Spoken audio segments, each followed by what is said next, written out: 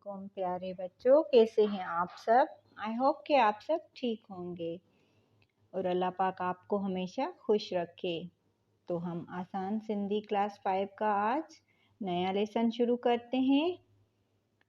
21 lesson हमारे complete हो गए हैं, तो आज हम अपना 22वां लेसन शुरू करेंगे। कौमी इत्तेहाद। सबक 22 कौमी इत्तेहाद।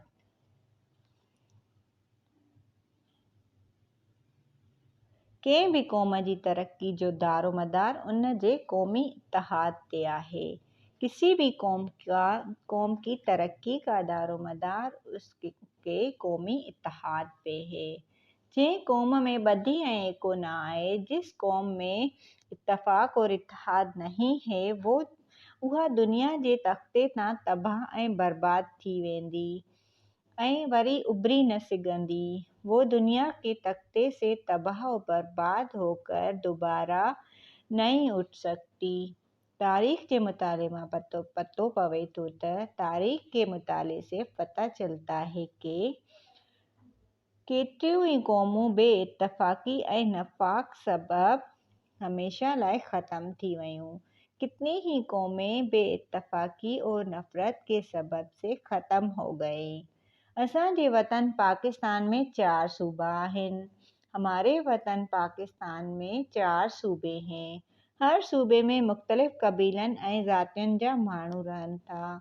हर सूबे में मुख़्तलिफ़ क़बीलों और ज़ातों के लोग रहते हैं ऐं मुख़्तलिफ़ ज़बानूं ॻाल्हाइनि था और मुख़्तलिफ़ ज़बानें बोलते हैं।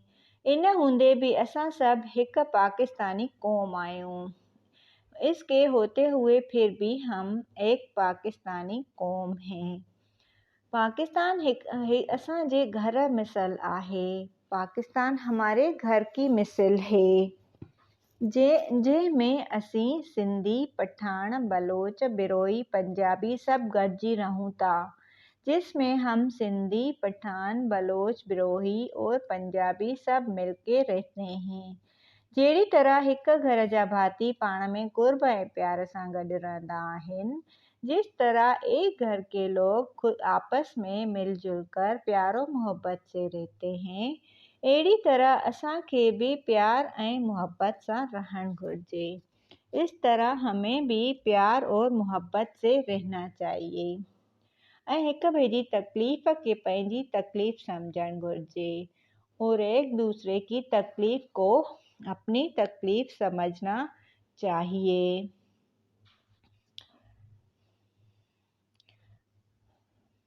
असां सभिनी जो पैदा कंदड़ हिकु अल्लाह आहे। हम सबका पैदा करने वाला एक अल्लाह है ऐं मज़हब भी हिकु आहे और मज़हब भी एक है। असीं सभु पाण में भाइरा आहियूं। हम सब आपस में भाई हैं।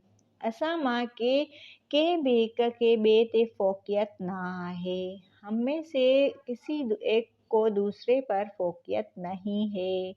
असीं सब पाकिस्तानी हिक जिस्म जे उज़मनि वांगुरु आहियूं। हम सब पाकिस्तानी एक जिस्म के उज़वों की तरह हैं या हिस्सों की तरह हैं। जॾहिं जिस्म जे कंहिं भी हिक उज़्वे में सूर हूंदो आहे, जब जिस्म के किसी भी एक हिस्से में दर्द होता है, तो सारो जिस्म बेकरार थी वेंदो आहे, तो सारा जिस्म बेकरार हो जाता है। अहिड़ीअ तरह जेकॾहिं हिकु पाकिस्तानीअ खे का तकलीफ़ थिए, इस तरह जब किसी एक पाकिस्तानी को तकलीफ़ हो त हुन जो ॿियनि पाकिस्तानियुनि खे एहसास थियणु घुरिजे, तो उनको दूसरे पाकिस्तानी का एहसास होना चाहिए। इत्तफ़ाक़ ऐं इत्तेहाद में वॾी ताक़त आहे। इत्तफ़ाक़ और इत्तेहाद में बड़ी ताक़त है। असां सभिनी पाकिस्तानियुनि खे जुगाए त पाण में क़ौमी जज़्बो कायम रखूं।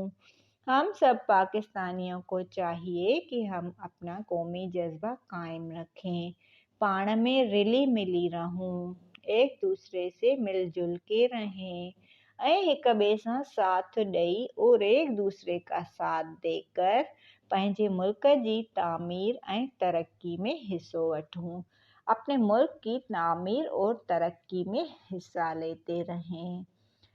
तो हमारा आज का ये लेसन कंप्लीट हो गया रीडिंग इसकी। आई होप कि आपको रीडिंग समझ में आ गई होगी। एक दो दफ़ा आप खुद से ट्राई कीजिएगा ट्रांसलेशन के साथ, तो आपको समझ में आ जाएगा। तो हम इसके आते हैं सवाल जवाब की तरफ।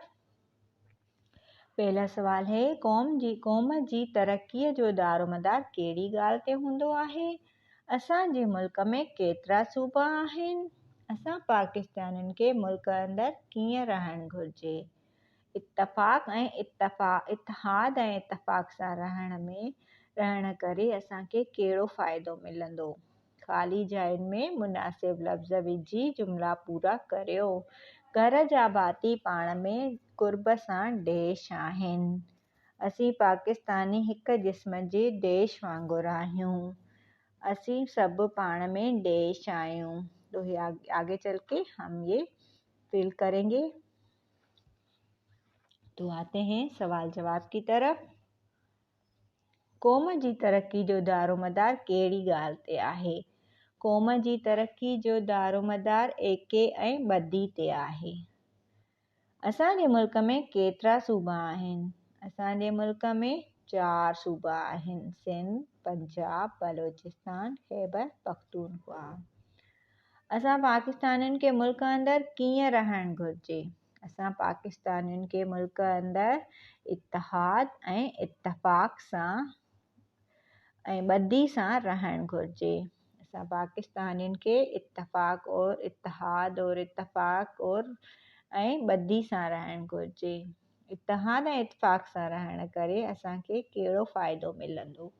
इत्तिहाद ऐं इत्तफ़ाक़ मां रहण करे पाकिस्तान जी तरक्की ऐं तामीर में इजाफ़ो थींदो। तो हमारे ये सारे इसके सवाल जवाब जो भी थे 4 इसके पूरे हो गए। तो हम इसके ब्लैंक्स की तरफ आते हैं। घर जा भाती पाण में क़ुर्ब सां रहंदा आहिनि, यानी रहते हैं। घर के लोग आपस में प्यारो मोहब्बत से रहते हैं। असीं पाकिस्तानी हिक जिस्म जे उज़्वे वांगुरु आहियूं। हम पाकिस्तानी एक दूसरे के जिस्म के उज़्वों की तरह हैं या जिस्म के हिस्सों की तरह हैं। असीं सब पाण में भाइर आहियूं। हम सब आपस में भाई हैं। तो हम आते हैं इसके सवाल जवाब की तरफ। इसके अल्फाज मायने की तरफ। इत्तिहाद यानी भाईचारा, नफ़ाक यानी नफ़रत, एको यानी एक होकर, इत्तफ़ाक़ या एको, उज़्वन यानी जिस्म के हिस्से, उज़्वा यानी जिस्म के हिस्से, सूर यानी दर्द, जुगाए यानी चाहिए के,